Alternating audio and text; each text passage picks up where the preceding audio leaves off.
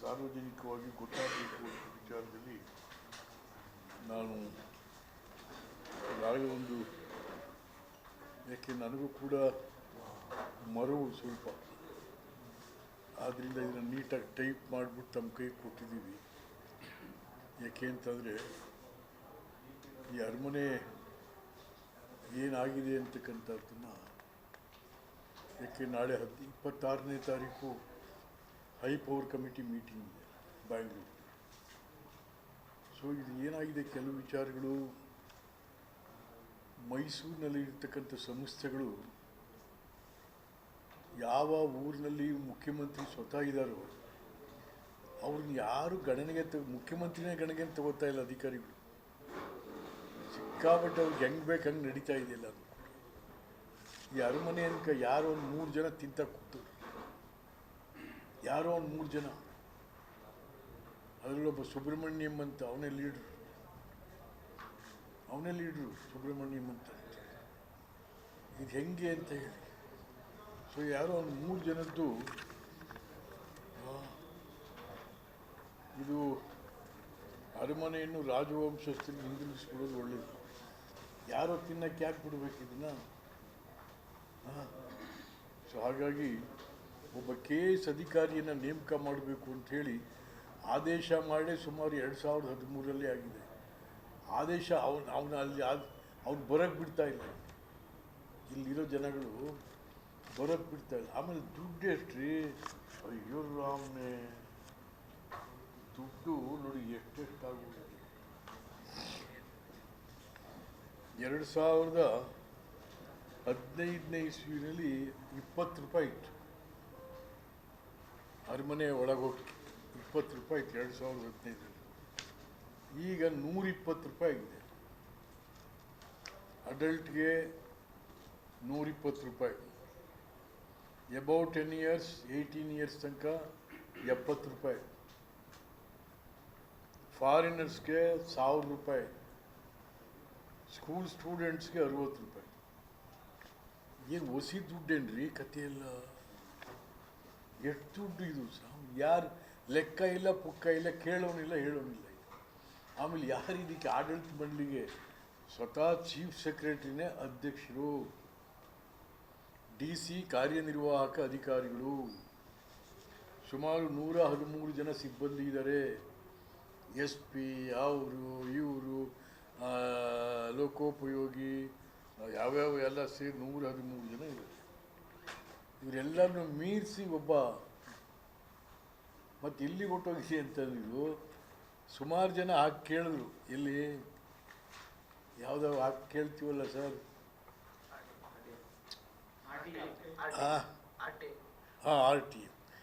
RTA ಸಂಬಂಧ ಇಲ್ಲ ಅಂತ ಕೊಟ್ಬಿಟ್ರು ಕತ್ತೇಳಿ. ಏನ್ರಿ ಇದು ರಾಮ, RTA ಸಂಬಂಧನ ಕೇಳಬಾರ್ದು ಅಂತ RTA. So it's too ridiculous.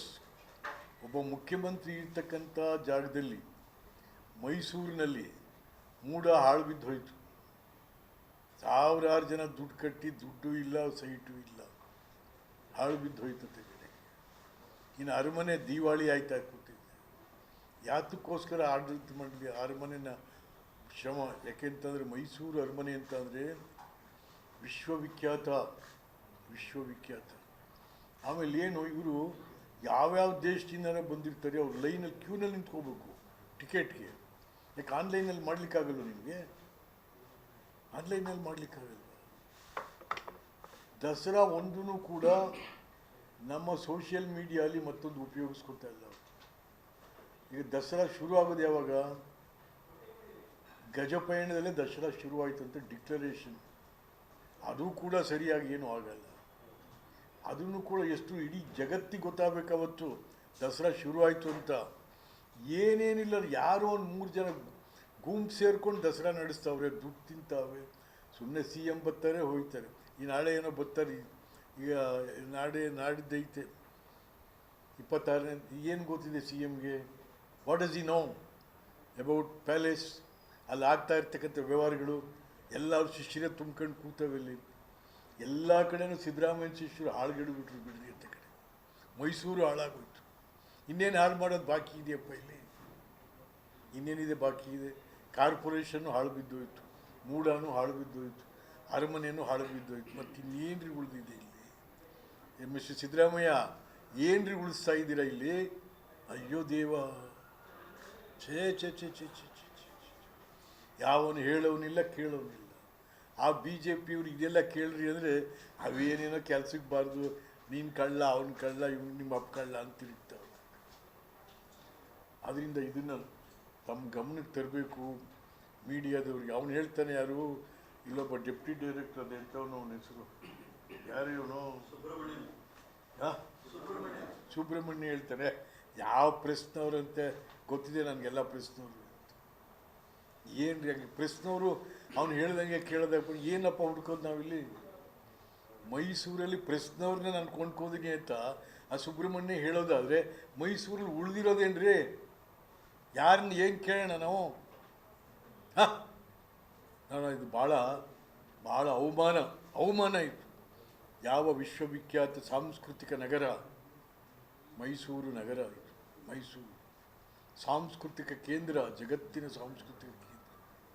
ಇದಿಲ್ಲೇ ಹಿಂಗಾಗಿ ಅರಮನೆಯೇ ಯಾರೂ ಅಡ ಇಟ್ಬಿಟ್ಟಿದ್ದೀವಿ ಅಂತ ಅಂದರೆ 3 ಜನಕ್ಕೆ ತಿನ್ನೋರಿಗೆ ಏನಪ್ಪ ಇದು? ಆದ್ದರಿಂದ ಇದನ್ನು ಸರ್ಕಾರದ ಗಮನಕ್ಕೆ ತರ್ತಾ ಇದ್ದೀವಿ. ದಯವಿಟ್ಟು ಅವೆಲ್ಲ ಜೋರಾಗಿ ಬರೀಬೇಕು. ನಾಳೆ ಇದನ್ನು ನಮ್ಮ ಶಾಸಕರು ಓದಬೇಕು. ಅಲ್ಲಿ ಯಾವ ಸಭೆಯಲ್ಲಿ ಇದನ್ನು ಸ್ವಲ್ಪ ಎತ್ತಬೇಕು ಯಾರಾದರೂ ಕೂಡ. ಈ ನಾವೇನಾದ್ರು ಮಾತಾಡೋಕೆ ವಿಶ್ವನಾಥ್ಗೂ ಸಿದ್ದರಾಮಯ್ಯನಿಗೂ ಹಂಗಂಗೆ ಸುಮ್ಮನೆ ಮಾತಾಡ್ತಾನೆ ಅವನು, ಸುಮ್ಮನೆ ಏನೋ ಹೇಳ್ಬಿಡೋದಂತೆ ಕಡೆ. ಆದ್ದರಿಂದ ಇವು ಸರ್ಕಾರ ಇದ್ರ ಬಗ್ಗೆ ಗಮನ ತಗೋಬೇಕು. ಜಗದ್ವಿಖ್ಯಾತ ವಿಶ್ವವಿಖ್ಯಾತ ಸಾಂಸ್ಕೃತಿಕ ನಗರಿ ಮೈಸೂರಿನಲ್ಲಿ ಅರಮನೆ ತಾನೇ ಇಂಪಾರ್ಟೆಂಟು. ಜಗತ್ತಿನಿಂದ ಯಾರು ಬಂದರೂ ನೋಡೋದೇನು ನೋಡ್ತಾರೆ ಫಸ್ಟು ಅರಮನೆ. ಅಂಥ ಅರಮನೆಯೇ ಯಾರೋ ಕಲೆಕ್ಷನ್ ಮಾಸ್ಟರ್ಗಳ ಕೈಯಲ್ಲಿ ಸಿಕ್ಕಾಕೊಂಡ್ಬಿಟ್ಟಿದ್ದು ಹೋಗ್ತಾ ಇದೆ ಅಂತ ಅಂದರೆ, ದಯಮಾಡಿ ನಮ್ಮ ಸ್ನೇಹಿತರು ತಾವು ಇದನ್ನು ಮಾಡಿಕೊಡ್ಬೇಕು, ಜೋರಾಗಿ ಬರೀಬೇಕು ಅಂತ. ಮತ್ತು ಎರಡನೇದಾಗಿ, ಇದು ನಿನ್ನೆಯಿಂದ ನಡೀತಾ ಇದೆ, ಸರ್ಕಾರಿ ಮನೆಗಳು ಮಂತ್ರಿ ಲೂಟಿ ಏನೇನೋ ಹೇಳ್ತಾ ಇದ್ದಾರೆ. ನಾನು ಇಲ್ಲಿ ಸ್ಪಷ್ಟಪಡಿಸ್ಲಿಕ್ಕೆ ನಾನು ಶಾಸಕನಾಗಿ ಕೆಲಸ ಮಾಡಿದೆ, ಶಾಸಕನಾಗಿ ಆಶ್ರಯ ಸಮಿತಿ ಅಧ್ಯಕ್ಷನಾಗಿಯೂ ಕೂಡ ಕೆಲಸ ಮಾಡಿದೆ. ಇಲ್ಲಿ ಆಶ್ರಯ ಸಮಿತಿನೇ ಪರಮೋಚ್ಚ. ಇಲ್ಲಿ ಆಶ್ರಯ ಸಮಿತಿ ಸಿಟಿಗೂ ಇದೆ, ರೂರಲ್ಗೂ ಇದೆ. ಆಶ್ರಯ ಸಮಿತಿ ಗ್ರಾಮ ಸಭೆ ಮೂಲಕನೇ ಆಗಬೇಕು.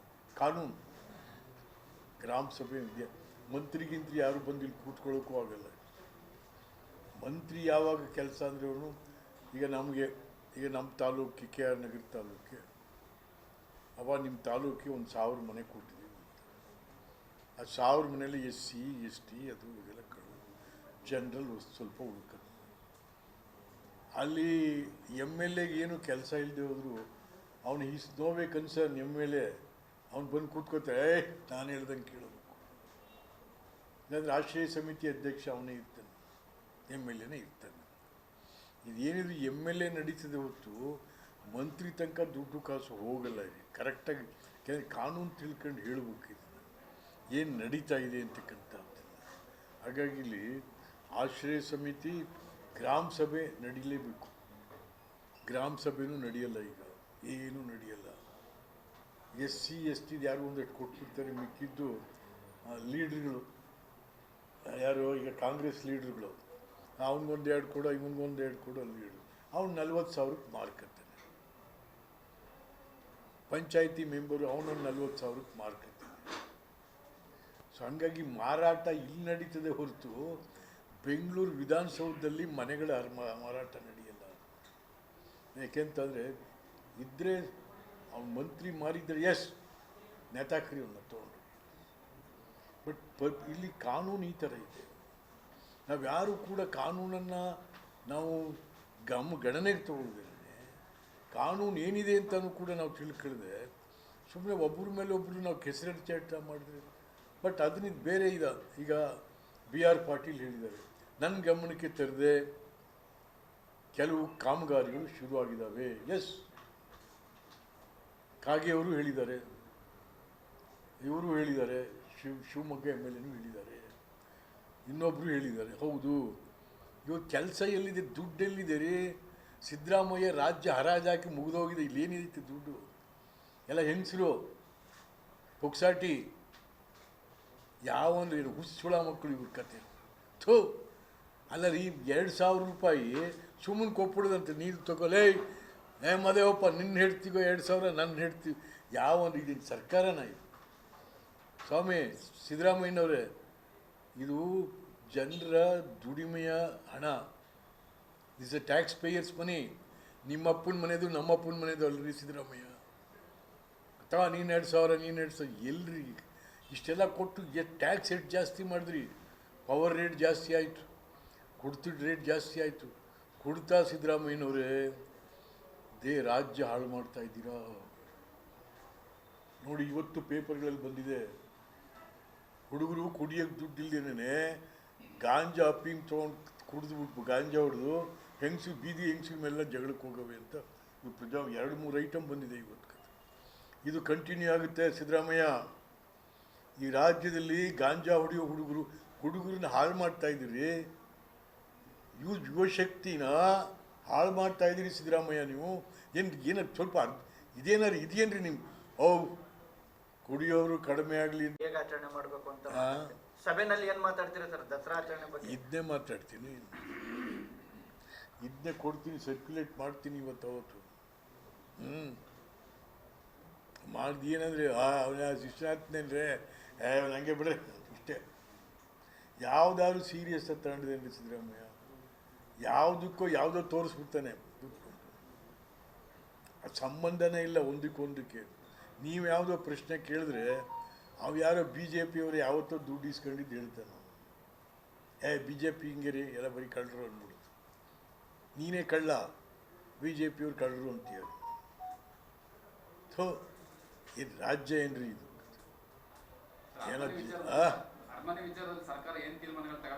ತಗೋಬೇಕು ತೀರ್ಮಾನ. ಅರಮನೆಯವರು ಚೀಫ್ ಸೆಕ್ರೆಟರಿನೇ ಆಡಳಿತ ಮಂಡಳಿ ಅಧ್ಯಕ್ಷರು. ಏನು ಗೊತ್ತಿಲ್ಲ ಅವ್ರಿಗೆ. ಅವನೆಲ್ಲ ಹೇಳಿದ್ನಲ್ಲ, ಅವನು ಎಲ್ಲರ ಮನೆಗೂ ಬೆಳ್ಳಿ ತಟ್ಟೆ, ಚಿನ್ನದ ತಟ್ಟೆ ಎಲ್ಲ ತೊಗೊಂಡು ಕೊಡ್ತಾನೆ. ಎಲ್ಲರ ಮನೆಗೂ ತೊಗೊಂಡು ಕೊಡ್ತಾನೆ. ಏನು ಬೇಕು ಅಲ್ಲ ರೀ. ಅಯ್ಯೋ, ಎಷ್ಟು ದುಡ್ಡು ಬರುತ್ತೆ ರೀ? ನಾನು ಹೇಳಿದ್ನಲ್ಲ, 125 ರೂಪಾಯಿ. ಎಷ್ಟು ಜನ ಬರ್ತಾರೆ ನಿಮಗೆ ರಜದ ದಿನಗಳಲ್ಲಿ? ಯಾವುದೂ ಲೆಕ್ಕ ಇಲ್ಲ. ಹೋಲಿ ಅದು ಯಾತ್ರೆಯಲ್ಲಿ ಕೊಡ್ತಾನೆ, ಅದೂ ಇಲ್ಲ, ಸುಮ್ಮನೆ ಹಿಂಗೆ ಕೊಡೋದು. ಯಾವ ಲೆಕ್ಕ ಪಕ್ಕ ಎಂಥದ್ದು ಇಲ್ಲ. ಎಲ್ಲಿ? Where the chief secretary himself is the administrative officer of palace, working president, DC, deputy commissioner. ಯಾರಿಗೇನಾಗಬೇಕಂತೆ DC ಗೆ? ಯಾವುದೋ ಊರವ್ನು DC ಇಲ್ಲಿ ಕೂಗ್ತದೆ. ಅವ್ನಿಗೆ ಅರಮನೆ ಬದುಕಿದ್ರೆ ಎಷ್ಟು, ಸತ್ತರೆ ಎಷ್ಟು, ಹೋದ್ರೆ ಎಷ್ಟು? ಈಗೇನಾಗಿದೆ, IAS IP ಯಾವುದೋ ರಾಜ್ಯದವರು ಅವ್ರಿಗೇನಿದೆ ಕರ್ನಾಟಕ ಬದುಕಬೇಕು ಅಂತ? ಏನೂ ಇಲ್ಲ. ಬಂದ ಯಾವನೋ ಲೂಟಿ ಹೊಡೆದ ಹೋದ ಅಂತ. It's all sincerity and integrity of the officers. ಎಲ್ಲಿದೆ? ಇನ್ನೇನು ಸರ್ ಸಮಾಚಾರ? ಕಾಪಿ ಕುಡಿಸಿದಪ್ಪ ಎಲ್ಲರಿಗೂ ನಟರಾಜು. ಏನೋ ಗೊತ್ತಿರೋದು ಹೇಳಿದ್ರು ನೋಡ್ರಪ್ಪ ಹೆಂಗೆ.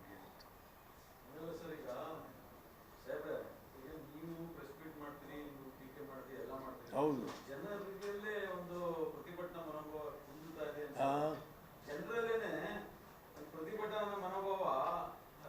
ಇಲ್ಲ.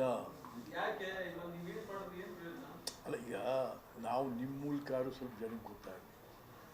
ಅಲ್ಲ, ನಿಮ್ಮ ಮೂಲಕ ಆದರೂ, ಬಿಕಾಸ್ ತಾವು ಜನತಂತ್ರ ವ್ಯವಸ್ಥೆಯ 3ನೇ ಪಾದ. ನಿಮ್ಮ ಮೂಲಕ ಆದರೂ ಒಂದೆರಡು ಜನಕ್ಕೆ ಗೊತ್ತಾಗಲಪ್ಪ ಅಂತ. ಇನ್ನೇನು ಮಾಡೋದು? ಯಾವ ಗ್ಯಾರಂಟಿ? ಎಲ್ಲ ರೀ, ಪುಕ್ಸಾಟಿ ಕೊಟ್ಟು ಅಲ್ಲಿ ಇಲ್ಲಿ ಎಲ್ಲನೂ ಹೈಕ್ ಮಾಡಿಬಿಟ್ರಲ್ಲ. ಸಾರಾಯಿ ದುಡ್ಡು ಜಾಸ್ತಿ ಆಯಿತು, ಪವರ್ ರೇಟ್ ಜಾಸ್ತಿ ಆಯಿತು. ಅಯ್ಯೋ ದೇವ, ರೂಪಾಯಿನಲ್ಲಿ 20,000 ರೂಪಾಯಿನಲ್ಲಿ ಮುಗಿದೋಯ್ತಾ ಇತ್ತು ರೀ 30-40 ಸೈಟ್ಗೆ ರಿಜಿಸ್ಟ್ರೇಷನ್. ಇವತ್ತು 1,30,000 ರೂಪಾಯಿ ಕೊಡಬೇಕು. ಯಾರು ಏನು ಬುದ್ಧಿಗೇಡಿಗಳಲ್ಲಿ ಯಾವನು ಅವ್ನು ಎಮ್ ಎಲ್ ಎಗಳು ಏನು ಮಾಡ್ತಾರೆ ರೀ? ಸದ್ಯ ಯಾರೋ ಒಂದು 3-4 ಜನ ಗಂಡಸರು ಅಂತ ಈಚೆ ಬಂದವ್ರೆ ಪ್ರಶ್ನೆ ಮಾಡ್ತಾವ್ರೆ. ಗಂಡಸು ಎಮ್ ಎಲ್ ಎಗಳು ಯಾರೋ 3-4 ಜನ ಸಿದ್ದರಾಮಯ್ಯನ ಪ್ರಶ್ನೆ ಮಾಡ್ತಾರೆ. ಈ ದಿವಸ ಗಂಡಸನ್ನೇ ಯಾರೂ ಕಾಣಲಿಲ್ಲಪ್ಪ ಎಮ್ ಎಲ್ ಎಗಳಲ್ಲಿ. ಎಮ್ ಎಲ್ ಎಗಳು ಮಾತಾಡ್ಬೇಕಾದ್ರೆ ಎಲ್ಲ ಸುಮ್ಮನೆ ಕೂತ್ಕೊಂಡ್ಬಿಟ್ರೆ ಕಡೆಗೆ. ಹಾಂ, ಎಮ್ ಎಲ್ ಎಗಳು ನಾಳೆ ನನಗೆ ಮಂತ್ರಿ ಕೊಟ್ಟನೋ ಇಲ್ವೋ, ಈಗಿರೋ ಮಂತ್ರಿಗಳು ಇದಿಲ್ವೋ ಹಂಗೆ ಕತೆ. ಏನು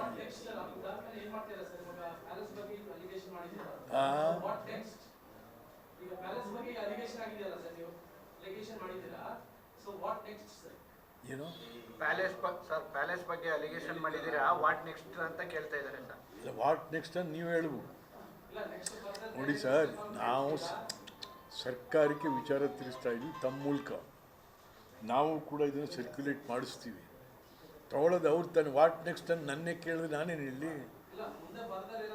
no, this not the question posed by a media. No, ನಾನು ಏನು ಹೇಳ್ತಾ ಇದ್ದೀನಿ ಇದನ್ನು ಸರ್ಕಾರಕ್ಕೆ ತಿಳಿಸ್ತಾ ಇದ್ದೀನಿ. Let the government take decision ಇದ್ರ ಬಗ್ಗೆ. ಅರಮನೆ ಉಳಿಬೇಕಾ ಬೇಡ, ಆಗದವ್ರೆ ಮಹಾರಾಜರಿಗೆ ವಾಪಸ್ ಕೊಟ್ಬಿಡ್ರಿ. ಯಾರೋ ಒಂದು 3 ಜನ ತಿನ್ನಕ್ಕೆ ಯಾಕೆ ಇಟ್ಟಿದ್ದೀರಾ ಇದನ್ನು? ಹಾಂ, ಏನು ಸರ್? ಹಾಂ, ಗೌರ್ಮೆಂಟ್ ಆ್ಯಕ್ಷನ್ ತಗೊಳ್ಳದೇ ಇದ್ದಾಗ ನೋಡೋಲ್ಲ, ತಿರ್ಗಿ ನಿಮ್ಮನ್ನೇ ಕರೆದು ಮಾತಾಡ್ತೀನಿ. This not the fair question sir, this not the fair question by a media. ಏನು ಮಾಡ್ತೀರಾ ನೀವು ತಗೊಳ್ದವ್ರು? ನಾವೇನು ಮಾಡೋಣ? ಯಾವ ಹೋರಾಟ ರೀ? ಹೋರಾಟಕ್ಕೆ ಜನ ಬರಬೇಕಲ್ರಿ. ಅಲ್ಲಪ್ಪ, ಇರೋ ವಿಚಾರ ಎಲ್ಲರಿಗೂ. ಹೋರಾಟಕ್ಕೆ ಜನ ಬರಬೇಕಲ್ಲ. ಯಾವ ಜನ ಬಂದರು ಹೋರಾಟಕ್ಕೆ? ಬರೋದಿಲ್ಲ, ಹೋಯ್ತವಲ್ಲ ಚಳುವಳಿ. ನೋಡ್ರಿ, ನಾನು ಮೊನ್ನೆನೂ ಕೂಡ ಇವ್ರನ್ನ ಭೇಟಿ ಮಾಡಿ, ಯಾರನ್ನ? ಹೈಯರ್ ಎಜುಕೇಷನ್ ಮಿನಿಸ್ಟ್ರು ಪರಮೇಶ್, ನಾನು ನೀನು ಸ್ನೇಹಿತರು. ಯಾವುದೋ ಕಾರಣಕ್ಕೆ ಒಂದು 25-30 ವರ್ಷ ಹಿಂದೆ ಕಾಲೇಜ್ಗಳಲ್ಲಿ ಎಲೆಕ್ಷನ್ ಬ್ಯಾನ್ ಮಾಡಿಬಿಟ್ರು. ನಾವೆಲ್ಲ ಎಲೆಕ್ಷನಲ್ಲಿ ಗೆದ್ದು ಬರ್ತಾಯಿದ್ದೋ ಕಾಲೇಜಲ್ಲಿ, ಕಾಲೇಜ್ ಯೂನಿಯನ್ ಅಲ್ಲಿ ಗೆದ್ದು ಬಂದು ನಮಗೆ ಎಲೆಕ್ಷನ್ ಅಂದರೆ ಏನು ಅರ್ಥ ಆಗ್ತಾಯಿತ್ತು, ಆಡಳಿತ ಅಂದರೆ ಏನು ಅರ್ಥ ಆಗ್ತಾಯಿತ್ತು. ಹಾಗಾಗಿ ನಾವು ಅಲ್ಲಿಂದ ಬಂದು ಲೀಡ್ರಾಗಿ ಬಂದವರು, ನಾವು ಸ್ಟೂಡೆಂಟ್ ಲೀಡರ್ಸ್ಗಳಾಗಿ ಬಂದು ಎಮ್ ಎಲ್ ಎಗಳಾದವರು ನಾವು. ಇಲ್ಲೆಲ್ಲಿದೆ ಈಗ? ಅದನ್ನು ತಿರ್ಗಾ ಮಾಡಿಯಪ್ಪ, ಅದನ್ನು ತಿರುಗಿ ವಾಪಸ್ ತೊಗೊಂಬನ್ರಿ.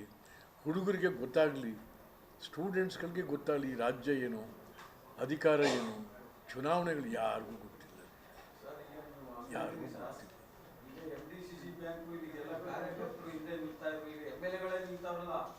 ಇಲ್ಲ, ಕಾರ್ಯಕರ್ತರಿಗೆ ಏನು ಕೆಲಸ ಇಲ್ಲ ಈಗ. ಹಾಂ, ಎಮ್ ಎಲ್ ಎಗಳೇ ನಿಂತವ್ರು. ಎಮ್ ಎಲ್ ಎಗಳೇ ಅಯ್ಯೋ, ಎಮ್ ಎಲ್ ಎಗಳೆಲ್ಲ ರೀ. ಅಯ್ಯೋ, ನಂಜನಗೂಡಿನ ಈ ಮೆಂಬರ್ಸ್ನೆಲ್ಲ ಕರೆಸಿ ಸಿದ್ದರಾಮಯ್ಯ ಸ್ವತಃ ಅವ್ರಿಗೆಲ್ಲರಿಗೂ ಬ್ರೇಕ್ಫಾಸ್ಟ್ ಮೀಟಿಂಗ್, ಗೆಲ್ಬೇಕಂದ್ರೆ ಎಲ್ಲಿ ಕೊಟ್ಟೋಯ್ತ್ರಿ? ಒಬ್ಬ ಎಮ್ ಎಲ್ ಎಗಳಿಗೆ ಇದಕ್ಕೆ ಎಲೆಕ್ಷನ್ ನಿಲ್ಲುವಂತ ಅನಿವಾರ್ಯತೆ ಇತ್ತ? ಯಾಕೆ ಈ ತರದ ಅನಿವಾರ್ಯತೆ ಇಲ್ಲ, ಅದೇನಾಯ್ತು ಅಂದರೆ ಹಿಂದೆ GT ದೇವೇಗೌಡರಿದ್ರು, ಅವ್ರ ಮಗ ಇದ್ದ.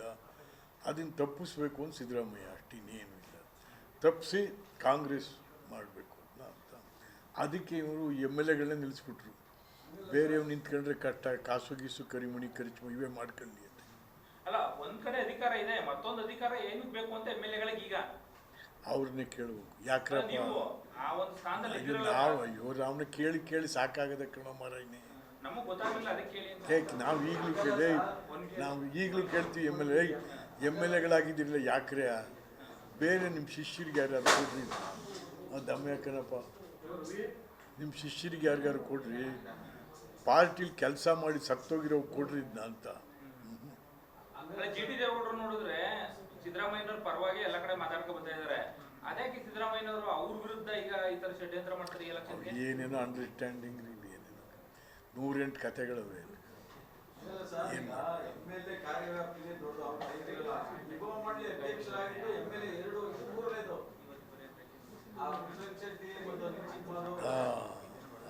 ನಾನು ವೀರೇಂದ್ರ ಪಾಟೀಲ್ ಕಾಲದಲ್ಲಿ ಅಲ್ಲ ಸರ್, ವೀರೇಂದ್ರ ಪಾಟೀಲ್ ಕಾಲದಲ್ಲೇ ಯಾರ್ಯಾರೋ ಅವ್ರಿಗೆ ಅಧ್ಯಕ್ಷ ಇವರು ಎಮ್ ಎಲ್ ಎಗಳು ನಾವು ಹೋಗಿ ಮೈಕ್ ಇಟ್ಕೊಂಡು ದಯವಿಟ್ಟು ಯಾವ ಅಧ್ಯಕ್ಷರಿಗೂ ಯಾವ ಎಮ್ ಎಲ್ ಎಗಳಿಗೂ ಕೊಡೋಕ್ಕೆ ಕೂಡದು, ನಮ್ಮನ್ನು ಕಳಿಸಿರೋ ಅಂಥ ವರ್ಕರ್ಸಿಗೆ ಕೊಡಿದ್ರು. ದೊಡ್ಡ ಗಲಾಟೆ ಆಯಿತು. ರಮೇಶ್ ಅಂತ ಒಬ್ಬ ಹೊಡೆಯಕ್ಕೆ ಬಂದ ನಾನು. ನಮಸ್ಕಾರ ಸರ್ ಎಲ್ಲರಿಗೂ. ರೇಟ್ ಜಾಸ್ತಿ ಯಾವನು ಒಪ್ಕೋತೀನಿ ರೀ? ನೀನು ಯಾವನು ಹುಚ್ಚ ಅಂದರೆ ಜನರು ಹುಚ್ಚರೇನ್ರಿ? ದಡ್ರೇನ್ರಿ ಜನಗಳು? ದುಡ್ಡು ಜಾಸ್ತಿ ಮಾಡಿಬಿಟ್ರೆ ಕುಡಿಯೋದು ನಿಂತು ಹೋಯ್ತದೆ. ಚಪಲಾರಿ ಇದು.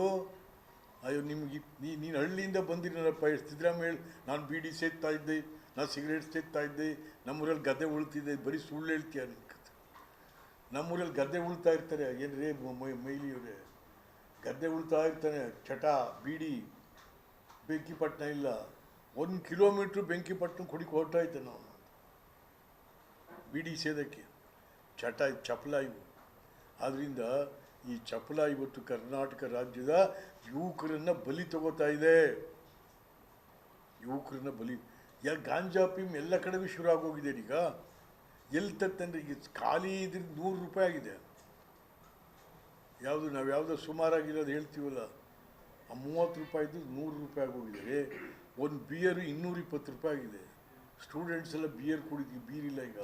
ಗಾಂಜಾ ಸಿಗರೇಟ್ ಒಳಗೆ ಹಾಕೊಂಬಿಟ್ಟು ಗಾಂಜಾ ಹೊಡಿತಾವ್ರೆ ಹಿಟ್ಲೆಲ್ಲವ. ಇದೇನ್ರಿ ಆಡಳಿತ? ಇದೇನು ಆಡಳಿತ? ಛೇ ಛೇ ಛೇ ಛೇ, ಹಾಳು ಬಿದ್ದೋಯ್ತು ಹೋಗತ್ತೆ. ಸಿದ್ದರಾಮಯ್ಯನ ಕೈಲಿ ರಾಜ್ಯ ಕೊಟ್ಟು ರಾಜ್ಯ ಹಾಳು ಬಿದ್ದೋಯ್ತು ಹೋಗಮ್ಮ. ಹಂಗಾಗಿ ಗ್ರಾಮ ಸಭೆ ವಿಡಿಯೋ ಮಾಡಬೇಕು, ವಿಡಿಯೋ ಮಾಡ್ತಾರೆ ಯಾರ್ಯಾರಿಗೆ ಕೊಟ್ಟು ಇದನ್ನು ಅಂತಂತೇಳಿ. ಅದೆಲ್ಲ ಆಗ್ಬೇಕು. ಆಮೇಲೆ ಸ್ಕಿಲ್ ಬೇಸ್ಡ್ ಇದ್ದಾವೆ ಕೆಲವು. ಸ್ಕಿಲ್ ಬೇಸ್ಡ್ ಯಾವುದು ಮನೆಗಳು ಕೊಡೋದು ನಾವು ಮೀನುಗಾರರಿಗೆ ಕೊಡ್ತೀವಿ. ಆಮೇಲೆ ನಮ್ಮ ವಿಶ್ವಕರ್ಮದವ್ರಿಗೆ ಗುಳ ಗುಡ್ಲಿ ಮಾಡೋರು ಕೊಡ್ತೀವಿ. ಸ್ಕಿಲ್ ಬೇಸ್ಡು ಇದ್ದಾವೆ ಕೆಲವು. ಹಾಗಾಗಿ ಆಮೇಲೆ ಪ್ರಧಾನ ಮಂತ್ರಿ ಯೋಜನೆಯಲ್ಲಿ ಮನೆಗಳು ಬರ್ತವೆ. ರಾಜೀವ್ ಗಾಂಧಿದು ಇನ್ನೂ ಇದೆ. ಸೊ ಹಿಂಗೆ ಬೇಕಾದಷ್ಟು ಥರ ಸ್ಕೀಮ್ಗಳಲ್ಲಿ ಇದು ಬರ್ತಿದೆ. ಮಂತ್ರಿ ದುಡ್ಡು ಹೊಡಿತಾನೆ ಇದರಲ್ಲಿ. ಮಂತ್ರಿ ಹೊಡಿತಾನೆ ಎಲ್ಲಿ? 10% 1 ಕೋಟಿ ರೂಪಾಯಿ ಇದು ಸ್ಯಾಂಕ್ಷನ್ ಮಾಡಿದ್ರೆ 10,000 ರೂಪಾಯಿ 10 ಲಕ್ಷ ಹೊಟ್ಟೋಗ್ಬೇಕು ಅವನಿಗೆ. ಅಲ್ಲಿ ದುಡ್ಡು ಹೋಗ್ತಾ ಇದೆ. ಮನೆಗಳಲ್ಲಿ ಎಲ್ಲಿ ಎಂಥದ್ದು ಇಲ್ಲ. ಯಾರು ಕತೆ? ಈಗ ಎಲ್ಲಿ PWD ಇರಿಗೇಷನ್, ಪೌರ ಕಾರ್ಮಿಕದ್ದು ಇದ್ರದ್ದು RDP DPR, ನಮ್ಮ ZP ಇವೆಲ್ಲ by way of third party ಕೆಲಸ ಮಾಡ್ತಾರಲ್ಲ, ಅಲ್ಲಿ 10% ಗ್ಯಾರಂಟಿ ಹೋಗಿ ಹೋಗ್ತದೆ. ಅದು 10% ಅವ್ನು ಕೆಲಸ ಸ್ಟಾರ್ಟ್ ಮಾಡೋ ಹೊತ್ತಿಗೆ 25% ಕೊಟ್ಬಿಟ್ಟು ಬಿಕ್ಕಿದ್ದು. ಅದು ಕರೆಕ್ಟ್. ಅದ್ರ ಬದಲು ಮನೇಲಿ ಏನೋ ದುಡ್ಡು ತೊಗೊಂಡೋಗ್ತಾನೆ ಮಂತ್ರಿ ಅಂತಕ್ಕಂಥದ್ದು. ಇದು ನನಗೆ ಗೊತ್ತಿರೋ ನನ್ನ ಅನುಭವದಲ್ಲಿ. ಯಾಕೆ ನಾನು MLA ಆಗಿ ಕೆಲಸ ಮಾಡಿದ್ದೀನಿ, ಮಂತ್ರಿಯಾಗಿ, MP ಆಗಿ, ಈಗ MLC ಆಗಿ ಕೆಲಸ ಮಾಡಿ. ನನ್ನ ಅನುಭವದಲ್ಲಿ ಈ ಮನೆ ವಿತರಣೆ ಮಾಡುವಂಥ ವಿಚಾರದಲ್ಲಿ ಮಂತ್ರಿಗೆ ಹೋಗೋದು. ಇಲ್ಲಿ ನಮ್ಮ ಕಾಂಗ್ರೆಸ್ ಪಾರ್ಟಿ ಲೀಡ್ರುಗಳು, ಆಮೇಲೆ ಯಾರ್ಯಾರು ಇರ್ತಾರಲ್ಲ ಅವ್ರು ತಗೊಂಡದ್ದು. MLAಗೆ ಒಂದು 20 ಮನೆ ಸಿಗುತ್ತೆ. MLAನೂ ಮಾರಲ್ಲ. MLA ಏನು ಮಾಡ್ತಾನೆ, ಶಿಷ್ಯರಿಗೆ ತಗ ನೀನೊಂದು 2 ತಗೊಳ, ನೀನೊಂದು 2 ಅವ್ರು 40,000 ರೂಪಾಯಿನಂಗೆ ಮಾರ್ತವೆ. ಇದು ಯಾವ ಊರಲ್ಲಿ ಹೋಗ್ರಿ ಕೇಳ್ರಿ ನೀವು. ನಮ್ಮ ಪತ್ರಿಕೆಯವರು ಒಂದ್ಸರಿ ಊರೊಳಗೆಲ್ಲ ಹೋಗಿ ಬಂದ್ಬಿಡ್ರಿ. ಮತ್ತೆ ನೋಡ್ರಿ ಇಲ್ಲಿ ಮನೆ ಕೊಟ್ಟವ್ರಲ್ಲಿ ಹೆಂಗೆ ಕೊಟ್ಟರು ಏನು ಅಂತಂತೇಳಿ ಗೊತ್ತಾಗ್ತದೆ. ಹಾಗಾಗಿ 2 ವಿಚಾರಗಳನ್ನು ತಮ್ಮ ಜೊತೆ ಮಾತಾಡಬೇಕು ಅಂತಂತೇಳಿ ನಾನು ಇವತ್ತು ಬಂದೆ. ಸ್ವಾಮಿ, ತಾವೆಲ್ಲ ಬಂದಿದ್ದೀರಾ, ಸ್ವಾಗತ ಮಾಡ್ತೀನಿ.